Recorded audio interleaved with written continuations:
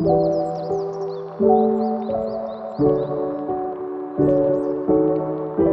sini saya akan menyampaikan pengertian dari historiografi.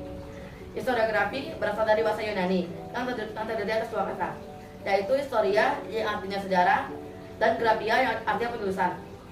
Secara singkatnya, historiografi adalah penulisan sejarah. Jadi historiografi itu adalah kajian mengenai metode sejarawan dalam pembangunan sejarah sebagai disiplin ilmiah. Bentuknya satu karya sejarah mengenai topik tertentu. Historiografi mengenai topik khusus akan melingkupi cara sejarawan dalam mengkaji topik tersebut dengan menggunakan sumber, teknik, dan pendekatan tertentu. Tujuan dari historiografi adalah yang pertama, menulis peristiwa di masa lampau secara kronologis dan sistematis. Yang kedua, memahami latar belakang dan dampak peristiwa yang telah disampaikan. Yang ketiga, menjadikan periode sejarah sebagai sumber informasi dan pembelajaran. Yang keempat, berguna bagi peneliti dan penulis naskah. Prinsip historiografi. Yang pertama, kejadian harus diceritakan secara kronologis. Yang kedua, adanya sebab dan akibat. Yang ketiga, adanya periodisasi. Yang keempat, adanya konsekuensi. Yang kelima, adanya pilihan acara bersejarah. Yang keenam, jika bersifat deskriptif, maka pengurutan acara diperlukan. Yang ketujuh, bersifat analitis. Historiografi ada tiga. Yang pertama, fungsi ginetis. Fungsi ginetis adalah untuk menggambarkan suatu asal mula peristiwa, bagaimana suatu peristiwa itu dapat terjadi.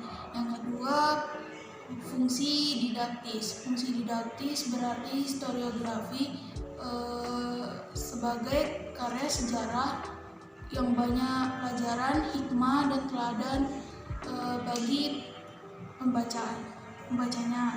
Yang ketiga, fungsi pragmatis. Fungsi pragmatis berkaitan dengan upaya menggilematisasi berkuasa, misalnya buku Sejarah Nasional Indonesia yang bertujuan meningkatkan nasionalisme. Ada 4 jenis historiografi. Yang pertama, historiografi modern. Yang kedua, historiografi tradisional. Yang ketiga, historiografi kolonial. Yang keempat, historiografi nasional. Historiografi tradisional merupakan penulisan sejarah yang umumnya dilakukan oleh para sastrawan atau pujangga keraton dan para bangsawan kerajaan. Dari segi karakteristiknya, historiografi tradisional bersifat struktural dan politis, serta dalam penyusunannya belum menggunakan metode ilmiah. Ciri-ciri penulisan historiografi tradisional: yang pertama, sudut pandang penulisannya bersifat istana sentris. Yang kedua, tujuan penulisannya adalah pragmatis. Yang ketiga, mengandung unsur mitos. Yang keempat, bersifat region sentris. Historiografi tradisional berkembang sejak masa kerajaan Hindu-Buddha pada abad ke-14 sampai dengan masa kerajaan Islam pada awal abad ke-20.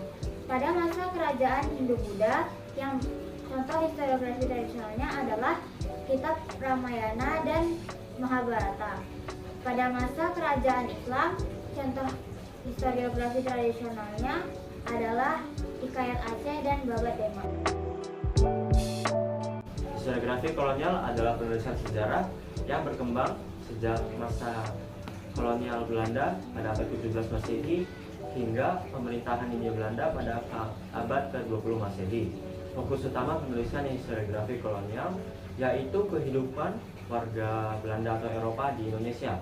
Karakteristik utama penulisan atau kajian historiografi kolonial yaitu penguasaan atau kekuasaan Belanda di Indonesia, sehingga nasib atau kehidupan warga pribumi rakyat Hindia Belanda yang terjajah tidak mendapatkan perhatian.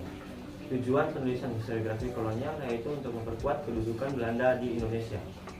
Ciri-ciri historiografi kolonial yaitu tulisannya bersifat diskriminatif terhadap rakyat pribumi, sudut pandangnya bersifat Euro-sentris atau Eropa-sentris, bersifat subjektif kepada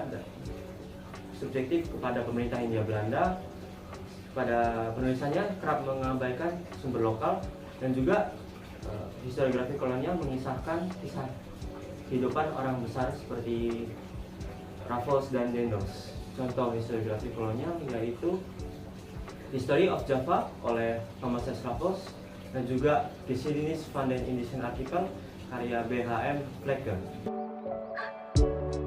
Historiografi nasional adalah penulisan sejarah yang berkembang di Indonesia dengan bangsa Indonesia sebagai fokus utamanya. Historiografi nasional ini berkembang dan mulai populer sejak bangsa Indonesia merdeka pada Agustus 1945. Tujuan penulisan historiografi nasional adalah untuk menanamkan rasa nasionalisme pada bangsa Indonesia, pada rakyat Indonesia. Ciri-ciri historiografi nasional yaitu bersifat Indonesia sentris, ditulis menggunakan sudut pandang bangsa Indonesia dan juga menggunakan sudut pandang nasionalisme rakyat Indonesia.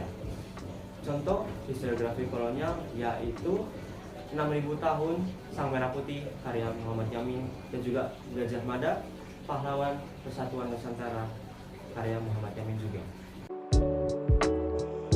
Historiografi modern adalah penulisan sejarah yang menggunakan metodologis analisis kritis yang berpaparannya berfokus pada fakta dan data sebagai prinsip sejarah. Adapun ciri-ciri dari historiografi modern ini yang pertama bersifat metodologis sejarawan yang artinya diwajibkan menggunakan kaidah-kaidah ilmiah. Yang kedua bersifat kritis historis yang artinya dalam penelitian sejarah menggunakan multidimensional. Dan yang terakhir munculnya peran-peran rakyat kecil. Adapun contoh dari historiografi modern ini Pemberontakan Petani pada tahun 1888 karya dari Sartono Kartidirjo dan yang terakhir yang kedua yaitu Revolusi Pemuda karya dari Benedict Anderson.